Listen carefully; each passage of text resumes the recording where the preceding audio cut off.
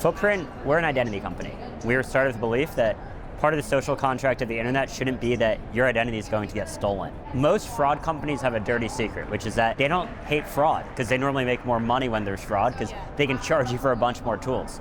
We're a little different. We are, instead of looking for every bad actor in the world, we're trying to label good actors to make it easier for you to create accounts and make it much more difficult for somebody to steal your identity. So would you say that's what makes you unique to other competitors on the market? We have a different philosophy. We're both an infrastructure tool. We're holistically approaching this very sexy term of know your customer, KYC. We do the security, the authentication, and the identity verification, but we're looking for good actors. Of course, we look for bad actors as well, but there's an infinite amount of bad actors. We're never going to find every needle in the haystack, but we'll harvest the hay. How is FootPrint disrupting the financial space?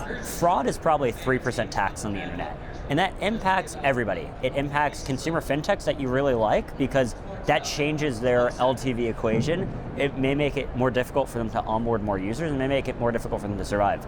It shows up in your prices. Whatever you're paying, part of the tax on that is that companies are factoring in their fraud losses. So what we're really solving is that. But then on a consumer level, what we're solving is we're making it more easy to access the financial system. From both a perspective of we're making it much more difficult for somebody to access it on your behalf, and we're making it easier for you to do it on your own behalf. Why was it important for you to attend Money 2020 this year? I know you've been attending for the last 3 years, but how is this year different than the past? I think the last couple of years have been, I won't say reckoning, even though I just said reckoning, but it's definitely been a moment where we're no longer saying everything's up and to the right, everything's great. But to me, that's the best time to build.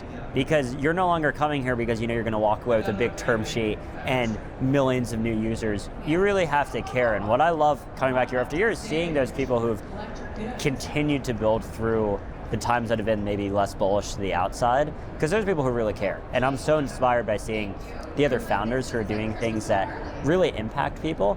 And I think this is a great conference that brings together so many players in the ecosystem. It brings together people from the banks, from the regulators, from the investors, and from the startups. Well, thank you so much for joining me today. Thanks for having me. This was a pleasure.